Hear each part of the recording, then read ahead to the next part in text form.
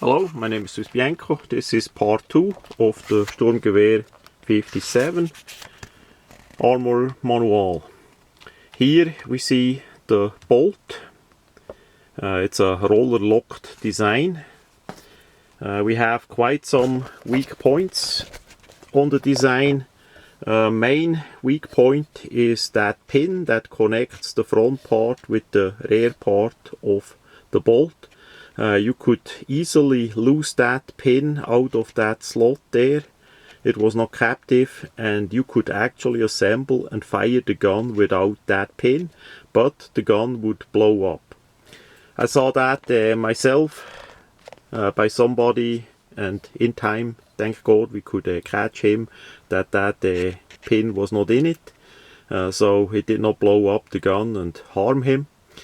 Second part of the gun is that part here. That lever part is basically a lever that hits the rear end of the firing pin, and the hammer hits on the side. So the trigger assembly had an unusual hammer that was on the side, on the left side of the design, and therefore that lever here was needed to translate the energy to the center of the firing pin. Of course the cartridge and the firing pin was in the middle, so that was another problem of the gun.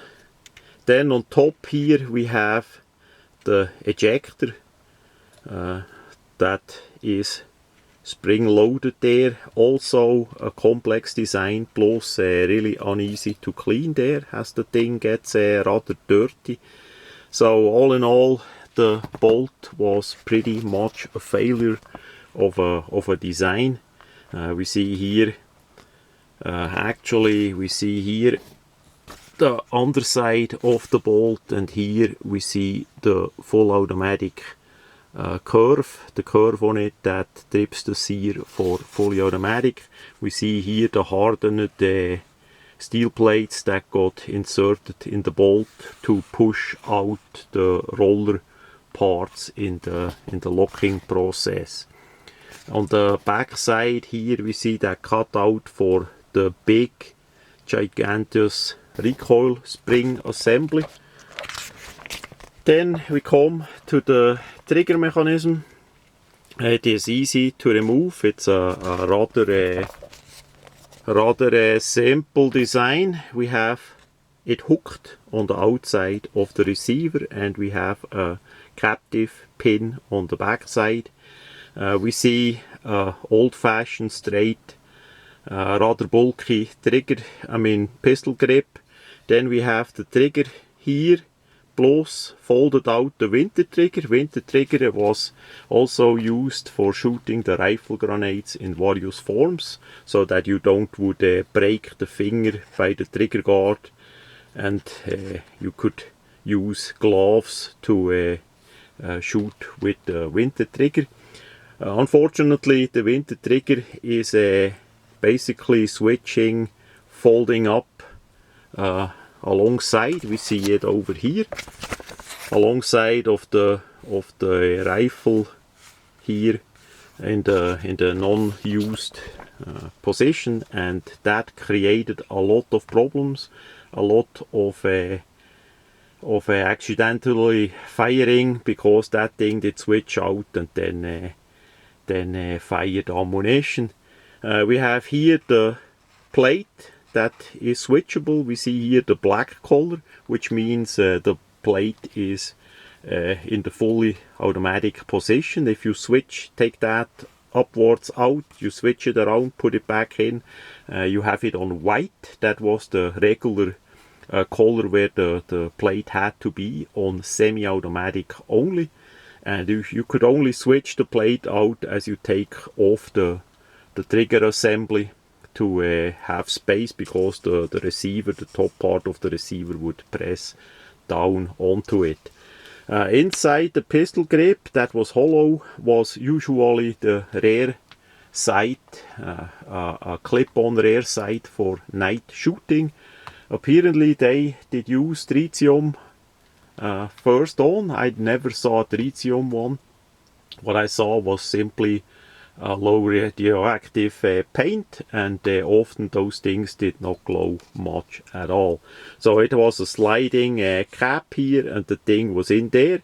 And if you were smart, you also put some grease in it, Automatenfett, special black color grease that they had in little packagings. Basically sealed like in a little toothbrush tube kind of thing, that you would put in like 2 or 3 in here because it was relative big. Then on front we have the magazine release. It's a rock and lock design, like say by the Kalashnikov. Even there it was a problem, because many had problems inserting the magazines in a correct fashion and fast into the rifle, instead of going with a magazine well, like by the Sturmgewehr 44 or the later R15 M16. They did the rock and lock, so another bad design feature. On the other side here we see the selector, the fire selector in the safe, semi and full auto position. So the M was for mitrailleuse. For whatever reason they did go with the French name for full automatic.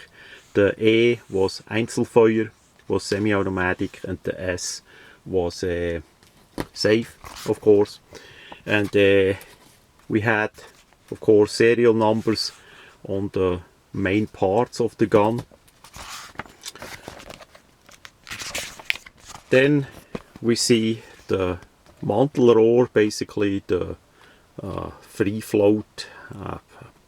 It was pretty much free floating handguard that they used. That was a pretty modern feature. The problem was it was an aluminium tube, rather fragile, plus the bayonet log was mounted there, plus the front sight, the flip up front sight, so that was not too well. And also the bipod here, again in the middle position, you could press a button and push it all the way to the front position if you say wanted to use it in the front position as a light machine gun.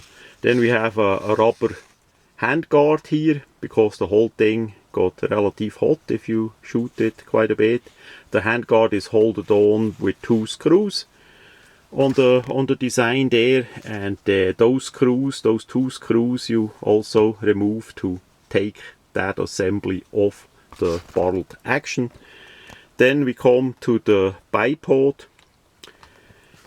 Now this is an older version of the bipod with the yellow markings on the bipod. That did fade away rather quickly, because that was used as a makeshift adjustment sighting tool for shooting rifle grenades in various weights and conditions.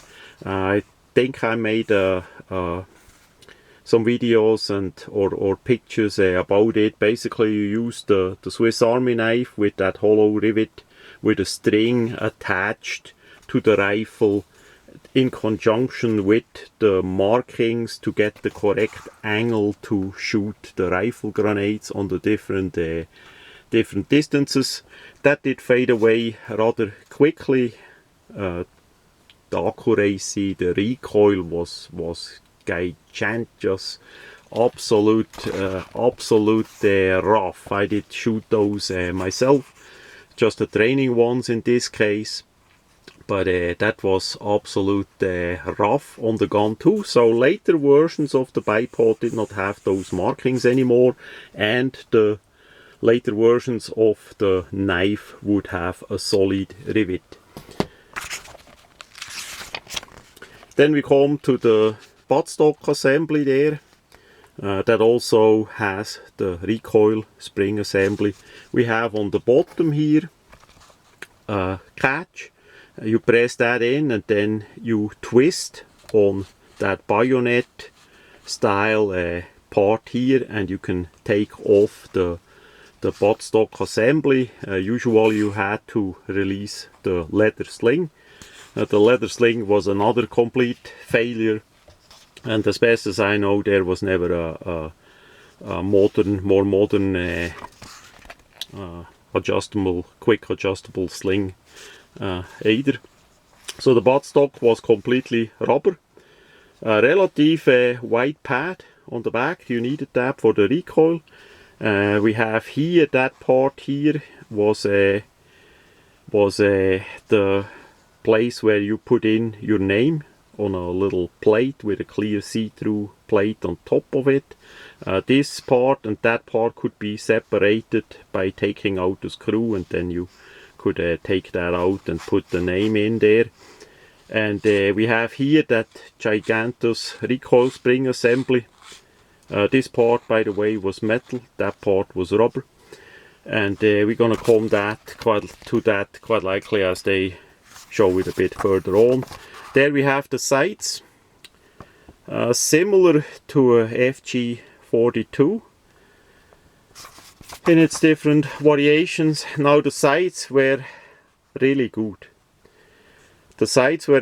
You could quickly adjust the distance, press that in, you could turn that around. We see here it's on 300 meter, the red 3, and you could adjust the part here as well. You could get different style sizes of the peep appearances here too, but by the military we only had one, so it wasn't like the R15 M16 that you could flip over to have a bigger or a smaller one, and that was basically for target shooting, and for target shooting the whole sight system was really well, but for combat applications of course not. So as it gets darker, this little peephole did not give enough light at all. Plus again, it's a folding design. We have the hinge here, non-locking folding design, so often the thing was not in the proper position as you move, say, in the field or in combat, and therefore I would say still pretty much a failure. In conjunction with the front sight, we have here tritium or luminous paint dot that was fixed on it. The rear sight, as we see, was this one. For the night sight we have an open post, typical front sight with a ring design to protect it, again folding down here with the hinges. And we see here also the muzzle with the compensator and the different rings with for the rifle grenade and part of the forward sling mount. Then we come to the night sight, to the rear sight. That is simply to be pushed over the rear sight. Again, that was storage usually in the pistol grip. We have those two dots and the gigantus hole there, basically too big. So basically you had those two dots glowing, and in the middle you need to aim with that dot here. I did shoot that of course in the night too, and the accuracy was